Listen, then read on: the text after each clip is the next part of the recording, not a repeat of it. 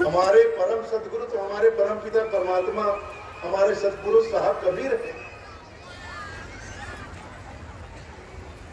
परम पूज्य पंसरी हजूर रुद्र नाम साहब 12वें वंशाचार्य वंश गुरु हैं, हमारे संत गुरुजन हैं। इनसे हम लगकर नहीं रहेंगे,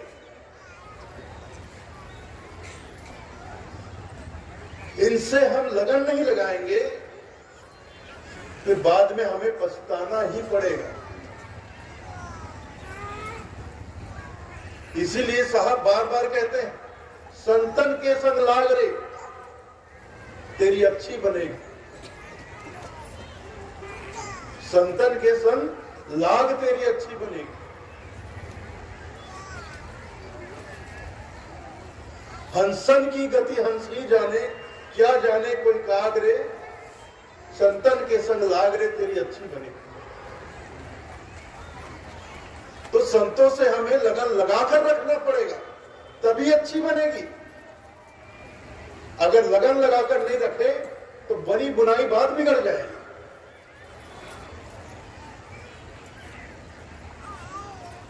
तो संतों से लगन लगाकर रखना है, और लगन लगाना बहुत कठिन होता है। हमारे जीवन में संतों से गुरु से लगन लगाना ही तो सबसे कठिन कार्य है। संसार से लगन लगाना तो बहुत आसान। लगन लगाना मतलब प्रीत लगाना, संसार से प्रेम हो जाना बहुत आसान। लेकिन गुरु से लगन लगाना, संतों से लगन लगाना, संतों के चरणों में अपनी प्रीति को जोड़ देना, संतों के चरणों के प्रति हृदय में प्रेम का भाव आ जाना, ये बहुत कठिन होता है। गुरु के चरणों के प्रति प्रेम का भाव आ जाना बहुत कठिन होता है। बहुत लोग आते हैं, कहते हैं साहेब जी हम साहब के चरणों में अपनी लगन कैसे लगाएं, हम बहुत प्रयास करते हैं लगन लगती नहीं। आप सत्संग में कहते हैं कि साहब से प्रेम करो, संतों से प्रेम करो, गुरुजनों से प्रेम करो।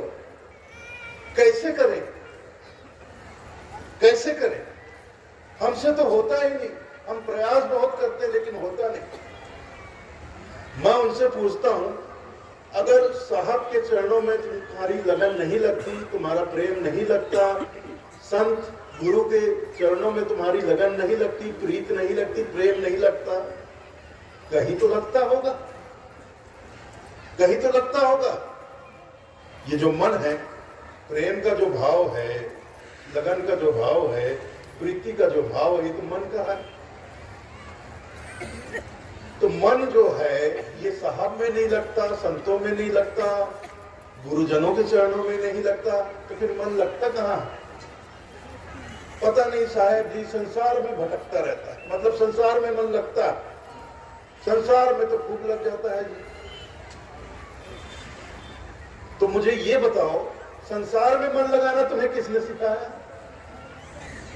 किसने सिखाया?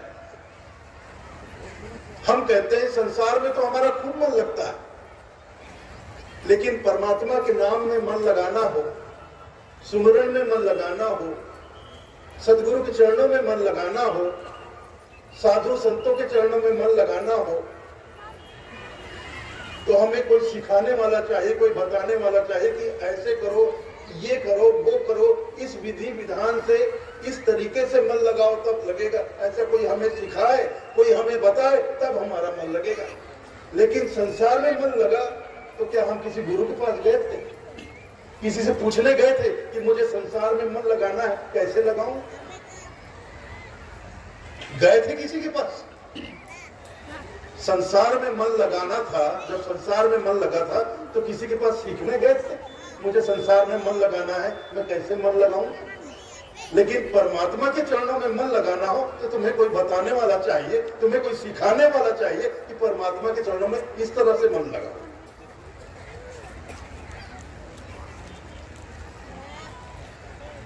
ये बड़ी अजीब सी बात है। किसी के सिखाने से, किसी के बताने से किसी का मन कहीं नहीं लगता। मन कैसे लगता है? कोई भा जाए,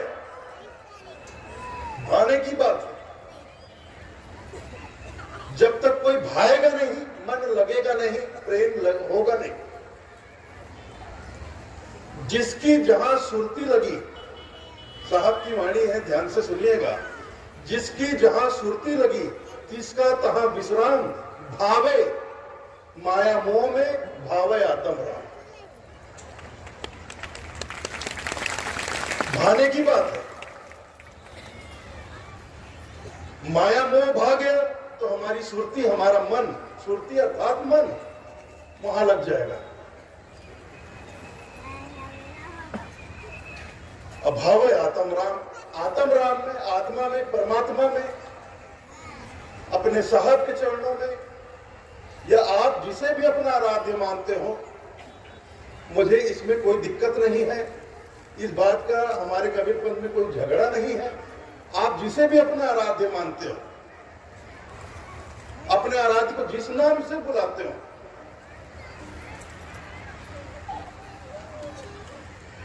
अगर वो भागे तो आपका मन उनके चरणों में लगेगा। लेकिन भाने की बात है, भाए कैसे? संसार तो खूब भा जाता है, लेकिन सदगुरु के प्रति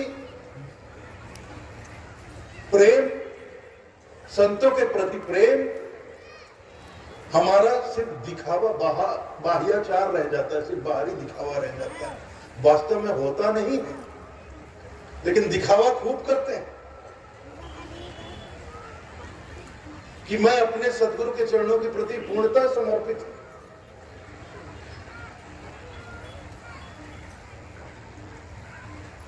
अगर इतना आसान होता, इतना आसान होता कि गुरु के चरणों में लगन लगा लेना, गुरु से लगन लगा लेना, इतना आसान होता, मतलब इतना सहज होता, इतना सुलभ होता, तो सदगुरु कबीर साहब कभी नहीं कहते लगन कठिन मेरे भाई, गुरु से लगन कठिन मेरे भाई। और लगन लगे बिन काज न सरिहाय, जीव पर ले तर जाई, गुरु से लगन कठिन मेरे भाई।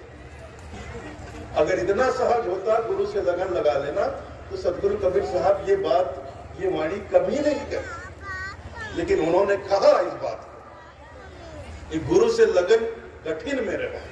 गुरु से लगन लगाना दुनिया का सबसे कठिन कार्य है, क्योंकि गुरु के चरणों में लगन लगाने के लिए अपना सर्वस्व न्यौछावर करना पड़ता है, अपना सर्वस्व समर्पण करना पड़ता है। गुरु हमें ऐसे ही नहीं मिल जाते हैं। हालांकि साहब कहते हैं, बहुत समझाइश देते हैं, साहब तो यहां तक समझाइश देते हैं कि यह तन विष की बेलरी, साहब कहते हैं यह तन विष की बेलरी, ये जो तन है ये तो विष की बेलरी है, विष की बेल है, जहर, जहर का पौधा है ये, इसमें जहर ही जहर पड़ा है, विष ही विष भरा हुआ, काम वासनाओं का विष भरा हुआ है, विकारों का विष भरा हुआ है। यह तन विष की बेलरी, गुरु अमृत की खान, और शीश उतारे गुरु मिले तो भी सस्ता जान।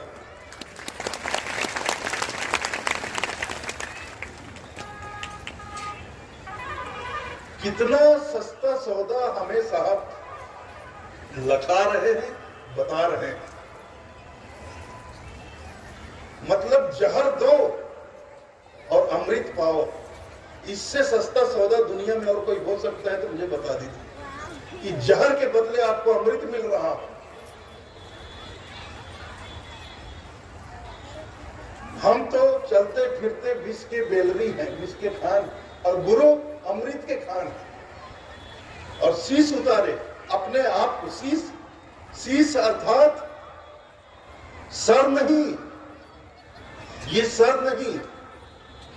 देखो ऐसी किसी वाणी का लोग गलत मतलब लगा लेते हैं, गलत अर्थ निकाल लेते हैं, फिर समाज में कुप्रथा चल जाती है।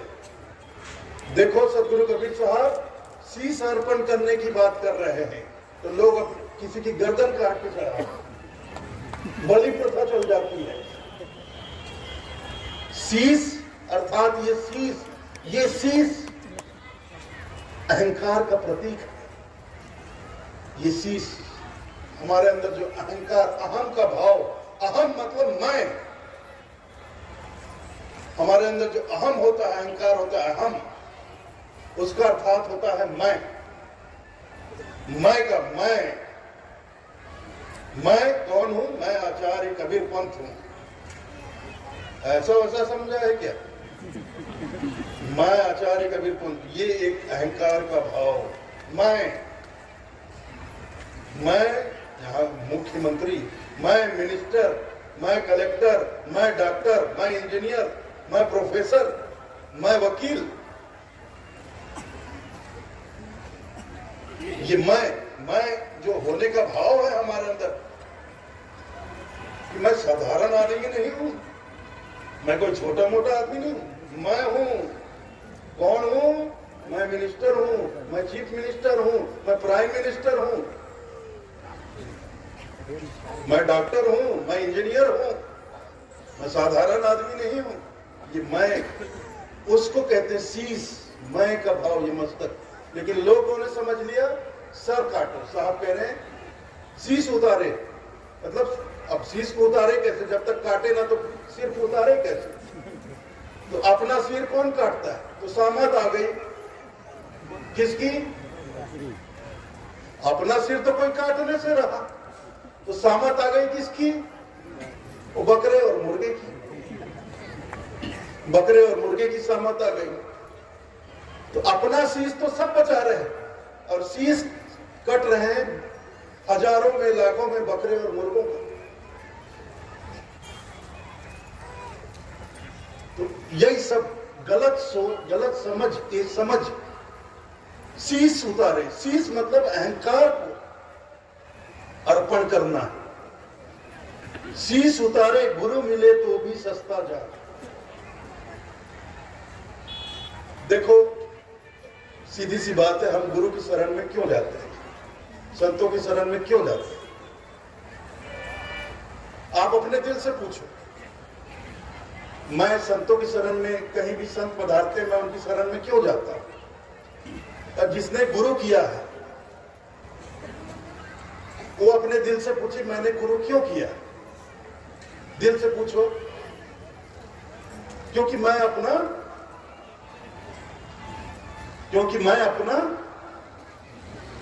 उद्धार करना चाहता हूं, कल्याण करना चाहता हूं।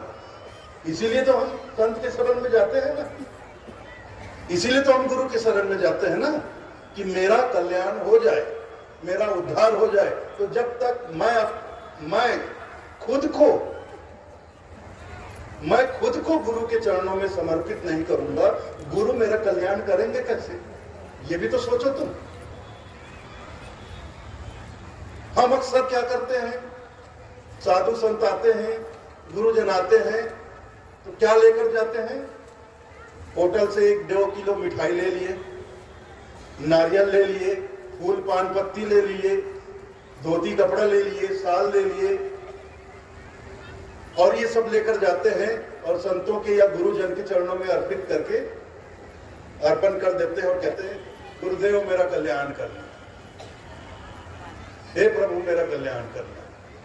मंदिर में भी यही, मंदिर में भी जाते हैं तो यही सब कुछ लेकर जाते हैं, मिठाई उठाई, फूल पत्ती, नारियल, कपड़ा लत्ता, ये सब लेकर जाते हैं, वहां अर्पण करते हैं, हे प्रभु हे भगवान मेरा कल्याण कर। भगवान भी सोचते हैं तेरा कल्याण कैसे करूं बेटा? कल्याण तो उसका कर पाऊंगा जो मेरे चरणों में समर्पित है।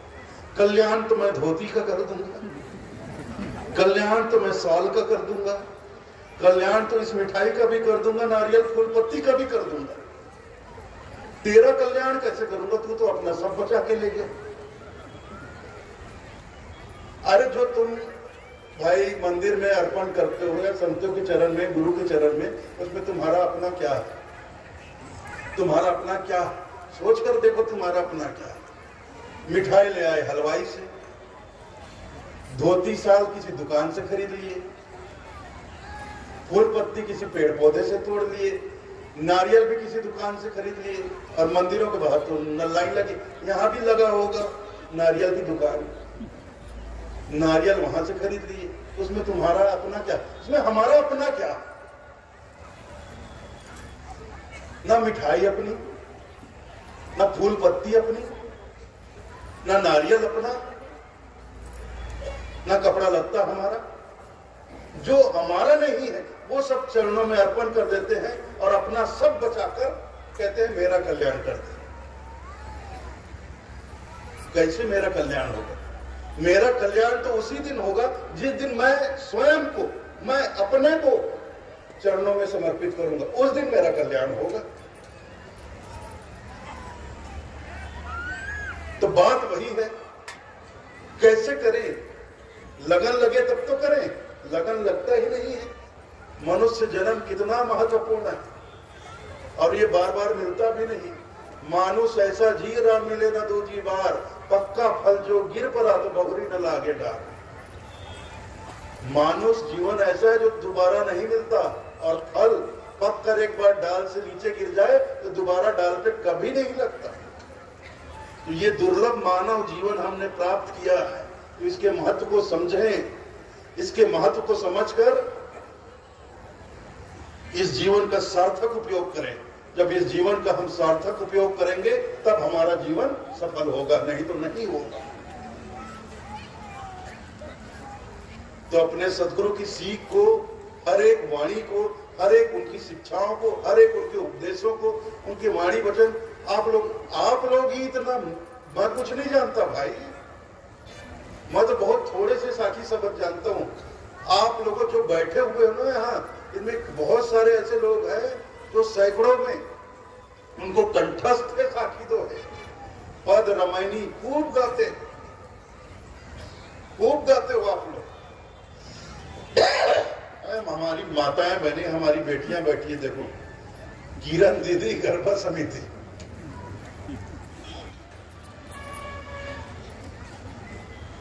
तो अब मैं ज्यादा क्या बोलूं आप लोगों से, बस यही निवेदन करूंगा कि लगन लगाइए साहब के चरणों में, अपने सदगुरु के चरणों में, साहब कबीर के चरणों में। हमारे सदगुरु तो साहब कबीर हैं, हम उनकी शरण में आए हैं, आ गए हैं, तो लगन भी लगाइए।